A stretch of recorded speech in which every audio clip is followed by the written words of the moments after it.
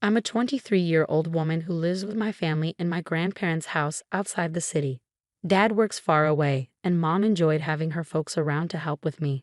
Sadly, Mom died of cancer 12 years ago.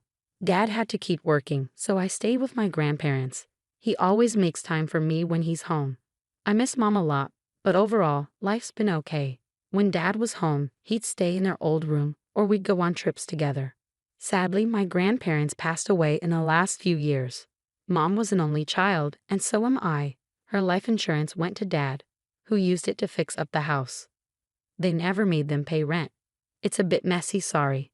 Anyway, I'm the only one in my grandma's will, so I got the money, the house, and Grandpa's truck. Dad started dating a few years after Mom died. He never brought anyone home until now. She's young and pretty, with 2 little kids.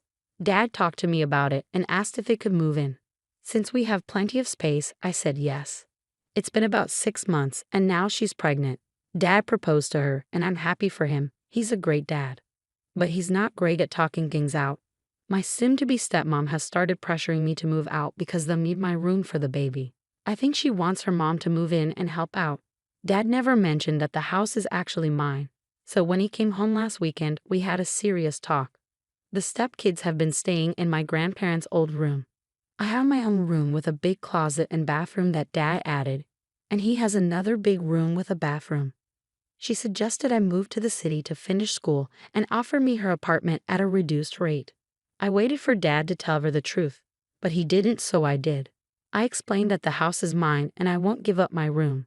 I also mentioned that Dad has plenty of savings and could buy them a house, especially if they sold her apartment and used it for a down payment. Now she's upset with me for suggesting Dad use his retirement money. And she doesn't want to sell her apartment because she thinks the market will keep going up and wants to build equity. I made it clear that they should move out before the baby arrives. Am I being unreasonable? Well, tough luck. If you're going to be with a much younger woman, be prepared to support your future children and all that comes with it, instead of trying to save for retirement. It seems like his new partner might have thought he was older and richer, hoping to get more from him. But that idea fell apart when she realized he didn't own the house. It's pretty audacious to ask you to leave but then offer her old place at a discount. So no, OP, you're not in the wrong here. Wow, your dad's really chosen someone special. Even without knowing the house was yours, trying to kick you out to make room for her baby, probably without even talking to your dad first, is pretty thoughtless. It's also pretty unreasonable to expect him to buy a house but not be willing to sell her place to help out. And if he can't stand up to her about it, he's in for a tough time. But that's not your problem. Your dad's a grown-up who's responsible for his own choices. You didn't leave them with no options. She wanted a place without you, and now she can have it. Problem solved. They could make some compromises and find a good living situation. Your stepmom and dad are trying to push you out of your own home, where you've let them and the kids stay for free. It might be a good idea to talk to a lawyer soon. Getting rid of them legally might be tougher than you think.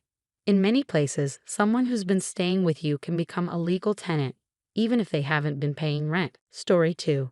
I'm a 30-year-old woman with a young daughter named Lily. My brother James, 32, recently got married to Brittany, who's 26. Before they got together, I knew Brittany casually, but we weren't close. James and I, however, are really tight. When James proposed to Brittany and they started planning the wedding, they made it clear that Lily and I would be involved. They even said Lily would be a flower girl and I would be the maid of honor. But a few weeks before the wedding, Brittany came to talk to me. She said her family had concerns about having kids at the ceremony, so they decided to make it adults only. However, Lily was still invited to the reception. So I said something like, "Sure, it's your big day. I'll do whatever James wants." Then came the rehearsal. Everything was going smoothly until Brittany's 3 young nieces trotted in as junior bridesmaids. I was puzzled and a bit irritated, but I brushed it off. Later, James took me aside and confessed that Brittany was worried Lily might cause a scene and ruin the wedding, hence the fib about it being child-free. I was hurt and upset that they thought that about my daughter, but I kept my cool. I had already made arrangements for a friend to look after Lily during the ceremony and join us later for the reception. James acknowledged my feelings and disagreed with Lily not being invited. On the wedding day, Brittany asked why Lily wasn't there while we were getting ready. I explained she was with a friend and would join us later. Brittany insisted on calling to bring Lily for the photos. Fearing people would wonder why she was missing, and it would reflect poorly on her. I told her she could call, but my friend was aware of the plan and wouldn't come until I asked her to. Brittany called James, hoping he'd persuade me to change my mind, but he understood the arrangement and didn't see any issue with it. She then asked what to say if people noticed Lily's absence in the photos. I suggested she explain that Lily wasn't invited due to concerns about tantrums. That didn't sit well with her, and she called me a name and accused me of being too sensitive. The rest of the wedding was uncomfortable, to say the least, with other drama going on within the party unrelated to our situation. James shared the wedding photos with our family group chats, and now extended family members are asking why Lily isn't in any of them. I've explained what happened, and while my mom supports me, my aunts and uncles think I overreacted. Do you think I'm the one at fault here? What a mess. But honestly, I don't think I am. Why should your daughter be in the pictures if she wasn't invited?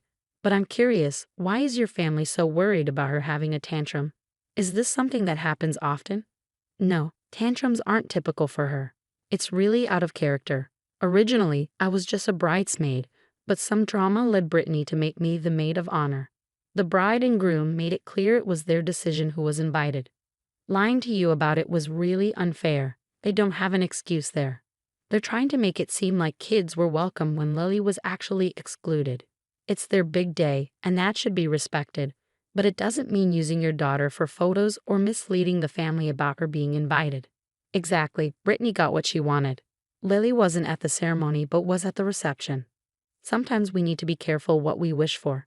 The photos tell the story perfectly, and when people ask, make sure to mention how Brittany lied about the wedding being child-free. Story 3.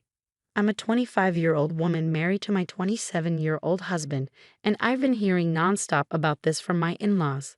My husband has a younger sister, Alice, who's 22, and in my opinion, she can be quite difficult. Alice had some health issues as a child, but she managed to overcome them. However, her parents were extremely lenient with her, to the point where she couldn't be corrected without it turning into a big deal. She's lost several jobs because of this, and she doesn't have many friends. She always needs to be the center of attention.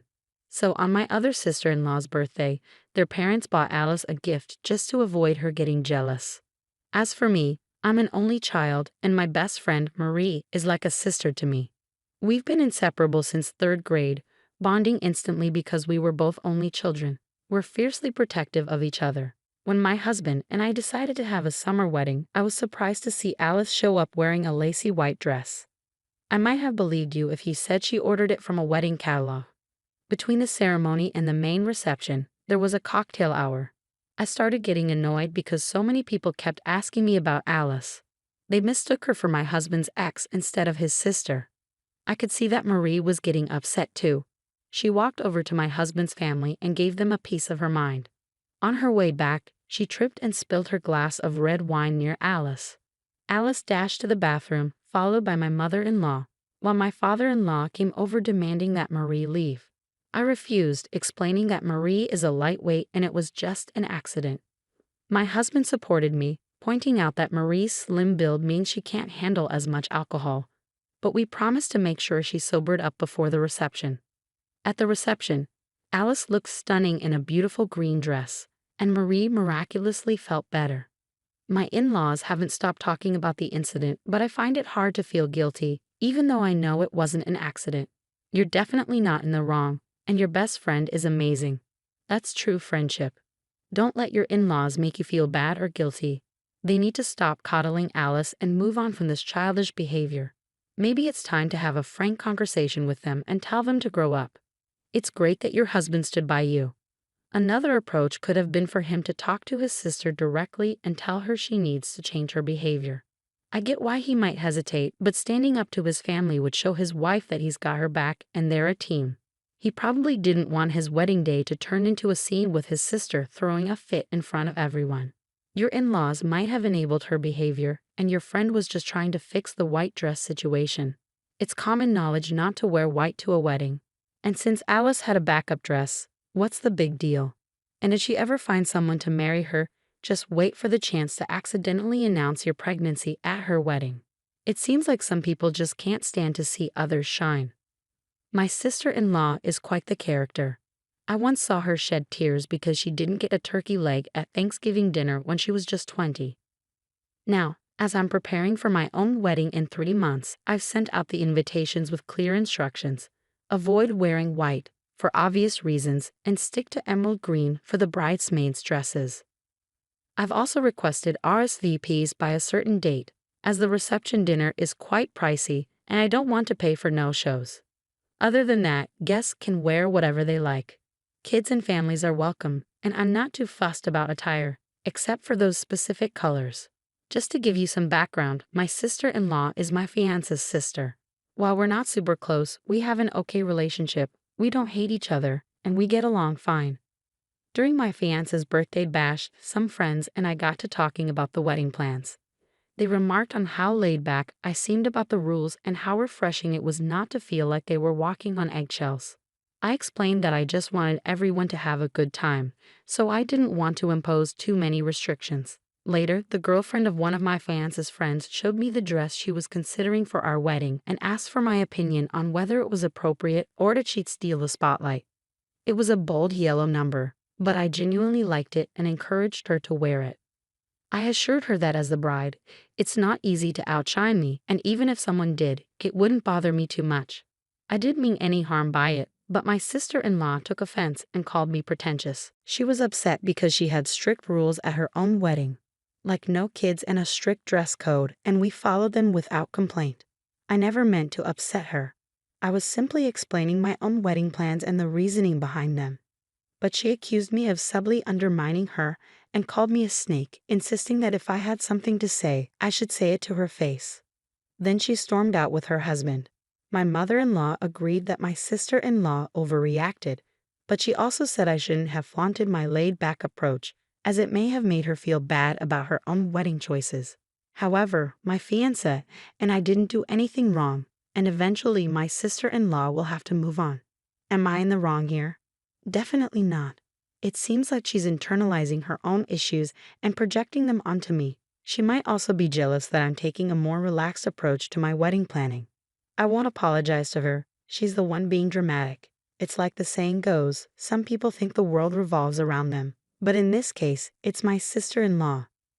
I can't control how she reacts or make her see that it's not about her. On a lighter note, it's quite impressive how she managed to keep her bridezilla tendencies even when it's someone else's wedding. Maybe her strict wedding rules were meant to prevent someone else from stealing her thunder. But in the end, it's my day, and I'm going to do it my way. Thank you for the congratulations, and I'm looking forward to a fantastic wedding. We had a new colleague, Christina, join our team, a friendly woman in her late 30s who's married with kids. We had several chats before becoming close. But one day, while she was sitting, her cleavage became more noticeable. The office atmosphere grew awkward, and some of the guys started avoiding eye contact. It was a minor issue, but it kept happening. A couple of my male coworkers confided in me about feeling uncomfortable with Christina's attire. Being more of a tomboy, they felt at ease discussing it with me. They mentioned feeling uneasy encountering a similar situation to the one I described. I couldn't help but notice that all of Christina's tops seemed designed to show cleavage. The next day, I casually mentioned to her how her cleavage was on display. She didn't respond, just nodded. So I decided to ask Christina if she intentionally chose clothes that accentuated her cleavage. She seemed offended and asked if there was a problem.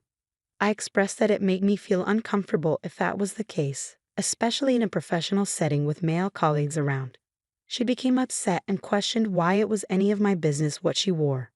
I clarified that she could wear whatever she wanted, but some colleagues felt uneasy being exposed to such attire at work.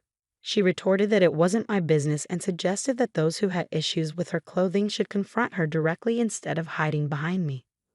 We argued, and while some female coworkers agreed with me, they also mentioned that I could have worded my concerns more tactfully.